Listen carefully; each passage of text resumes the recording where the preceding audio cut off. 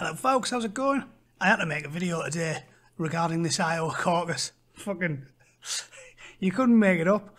This amusing BBC story has Trump saying, I'm the winner. He fucking is, that's why. Let's read the BBC's nice, impartial retelling of events. It says, chaos in the Iowa Democratic caucuses, where contest results are delayed by technical glitches or fucking corruption, was seized upon by Donald Trump as he notched a victory.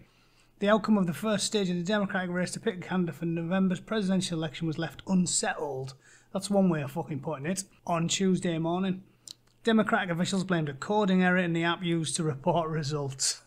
Well, they were telling everyone to learn to code. I think they need to fucking learn to code, don't they? Mr. Trump easily won the Republican contest, obviously. The debacle on the Democrat side, on the other hand, was an unmitigated disaster, the president tweeted. The only person that can claim a very big victory in Iowa last night is Trump. As bombastic as ever. Votes in the Democratic contest will be tabulated by hand, and the majority of the results will be reported by 1600 local time. So they still aren't fucking out. I was sat up last night, intrigued, waiting for the results, and I ended up wrapping my tits in and going to bed because it was quite clear that the Democrats can't fucking count. Well, either they can't count the people that are down there or something dodgy is going on. And in this hypersensitive era where everyone's accusing everyone of all sorts of shenanigans, you really would think they'd get some quality control guys down there and actually put some real effort into making sure that this went fucking smoothly. I'll tell you who they should have hired. This guy, if you don't know, the number of the day is fuck knows, mate. That's the number of the day.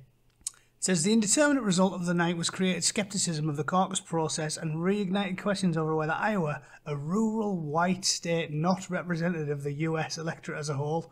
The thing I've always wondered with this, the math that we do, especially in the UK as well, where, you know, there's hardly any black people. They make up about 4% of the population. What is representative of the country as a whole? Because black people are still a minority.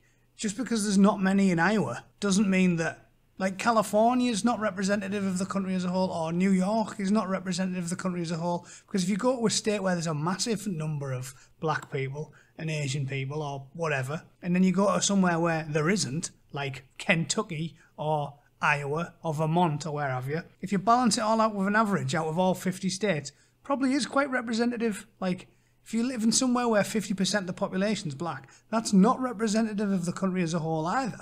It's like the fucking BBC talking about the UK, saying, oh, the black people don't get enough representation. Well, they're in fucking everything. Like, you've got black newsreaders and black actors and black singers and black footballers and black everything. You see them all over. You might not see them as frequently as you see white people, but considering the country's 90% white, that seems basic arithmetic to me that they are well represented.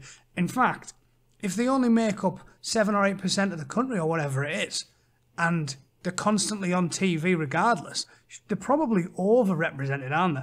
Because it seems to me it's like 40% of the newsreaders and the people on the television and acting in the movies are black. So if they only make up 8% of the population in the UK, they're probably overrepresented. I mean, there's some crazy, mind-blowing thing for you, but seems pretty logical to me. Anyway, mathematics aside, they're obsessed with identity politics, aren't they? They said it's not representative of the US as a whole, so they're sceptical of whether it should continue to be a place to hold the first primary contest. Mr. Trump dismissed the suggestion. As long as I'm president, Iowa will stay where it is. Important tradition. To someone like me, again, I do have a feeling that if something's been going that way for a long time, you should just leave it. If it ain't broke, don't fix it. That's something that modern fucking people don't seem to understand.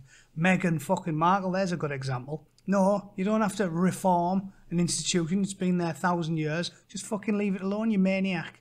Anyway, went off on a tangent. Don't get me fucking started on her. Says, Democrats hoping to take him on in this year's election have their sights set forward. Many have already landed in New Hampshire, where the next primary contest is due to be held Tuesday, 11th of February. Voters flocked to more than 1,600 schools to have their say in who should be on the ballot in the presidential election.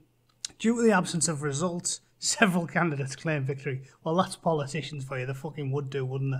Sanders said he won. Pete Buttigieg said he won. The Iowa Democratic Party initially denied reports that the app had caused any problems. Of course they did. Mandy McClure said there were inconsistencies, but that was simply a reporting issue. The underlying data and paper trail is sound. Good luck convincing everyone in these times that it's all sound and hunky-dory and no one has to worry about anything. It's totally fine. These are the same people who blatantly rigged the last fucking set of primaries for Hillary Clinton. Like, blatantly. I mean, I'm hoping I don't need to bother putting some links up, right? Unless it's not an Alex Jones-style conspiracy theory to say that the DNC rigged the fucking thing for Clinton. Everyone who's got a hole in their arse knows that.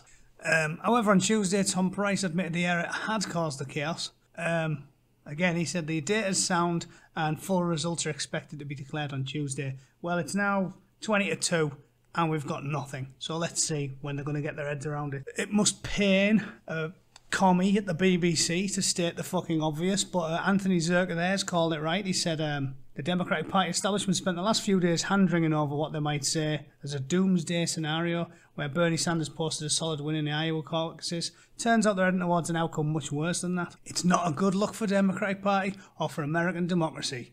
It may be a snafu that launches 1,000 conspiracy theories and leaves a race that might have received some clarity after a year of campaigning, a muddled mess as the primary season gets away. It will be discussed at length because people have had enough.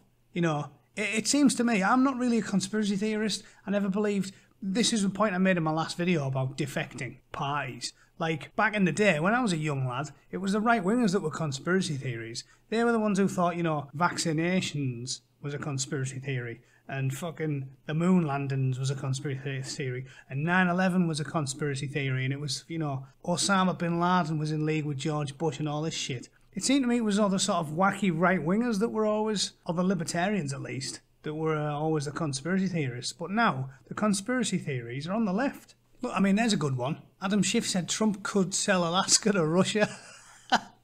Really? This is a guy, I mean, he's not a fucking weirdo in his mum's basement in a Hawaiian shirt, smoking doobies and coming up with, you know, wearing a tinfoil hat. That's fucking Adam Schiff. And he's coming up with shit like that. This is what I'm talking about. Don't tell me they haven't lost their fucking minds. Trump will sell Alaska to Russia if we don't impeach him. Yeah, cheers then, mate. I wouldn't believe Adam Schiff's fucking radio. If someone doused him in petrol and set the cunt on fire in front of me and he told me he was a bit warm, I wouldn't believe the fucker. I'd be deeply sceptical. I also probably wouldn't put the fucker out either. Biden said there's considerable flaws. No fucking shit.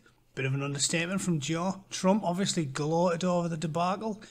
As well he might. He said it would be natural for people to doubt the fairness of the process. Yes, it fucking would. Don Jr. obviously thinks it's a fix. And although there was some minor caucuses, Trump squashed the two little-known challengers. Got about 90% of the support from the party. Race is now moving on to New Hampshire, Nevada and South Carolina. I want Gabbard and Yang to have a good go at things.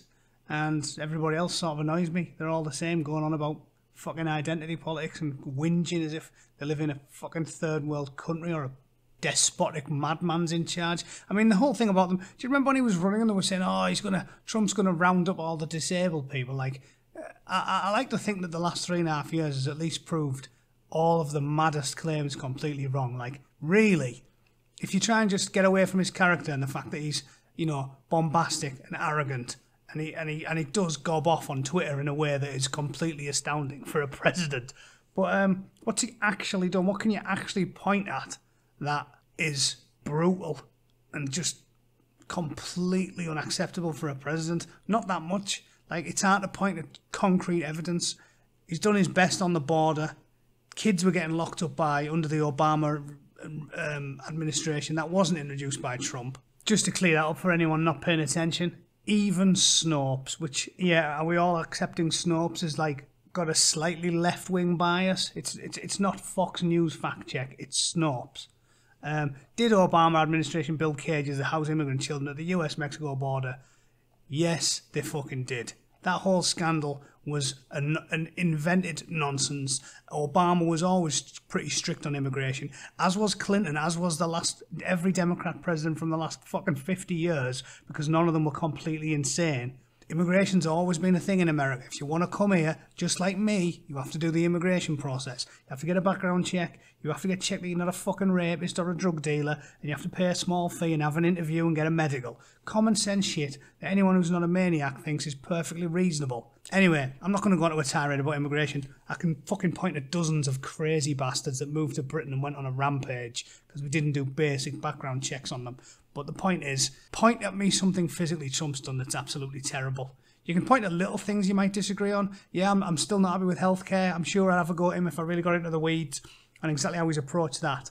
But really, the economy's doing fine. He shored up the border. He didn't cause World War fucking III. He's been much less hawkish on foreign policy than you would expect him to be. He's done well with the trade deal with China. It's morally right to take on China. I can make great left-wing arguments for why he did the right thing with the Chinese. There's numerous ways you can point out why a centrist would be pleased with the way Trump's acted. And if you ignore all of the fucking periphery, the name calling, racist, sexist, homophobic, yada yada yada, he's done fucking alright. That's the way I see it. If you ignore the bullshit and the fake news about him fucking locking kids up in cages while fucking AOC cries, which reminds me, still the best meme I've ever seen. Pepe behind the cage. Yeah. It gets me every time. There's probably some good ones on here. That's a fucking beauty as well. Girls, if you want to have a good relationship, get someone who kisses you the way Joe Biden kisses his granddaughter. Right. Anyway, I went off on a bit of a tangent there. I look forward to the next caucus. Let's hope it's as much of a fucking train wreck as the last one. I need to go and boil my eyeballs now. Cheers.